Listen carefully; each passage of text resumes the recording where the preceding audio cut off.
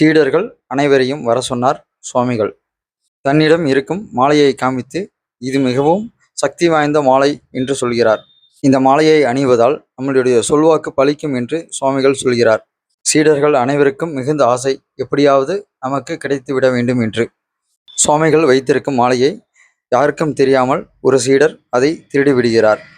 சுவாமியை பார்ப்பதற்காக ஒரு திருடர் ஒருவர் வருகிறார்.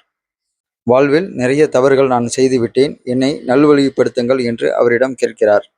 இங்கு தங்கிவிடு, பார்க்கலாம் என்கிறார். அடுத்த நாள் மாலையை காணவில்லை என்ற பிரச்சனை எழுகிறது. யார் திருடியது என்று சிஷ்யர்களுக்கு தெரிய வந்தது.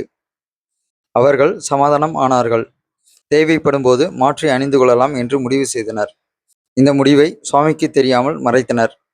அவர்கள் அனைவரும் ஒன்று சேர்ந்து திருடன் மீது பழி போட்டனர். நீ திருடவில்லை என்றால் அதை நிரூபித்து காட்டு என்று சுவாமிகள் சொல்கிறார். அடுத்த நாள் மாலையை எடுத்துக்கொண்டு, நான் தெரியாமல் தவறு செய்து விட்டேன், என்னை மன்னித்து விடுங்கள். துறவிகள் அனைவருக்கும் மிகுந்த சந்தேகம் ஏற்பட்டு விட்டது, நம்மளுடைய மாலையை அவன் திருடி விட்டானா என்று. அவர்கள் வைத்திருந்த மாலை அவர்களிடமே இருந்தது. ஏன் இந்த மாலையை நீ திருப்பி கொண்டு வந்தாய், அப்படியே போயிருக்கலாமே என்று துறவி கேட்டார்.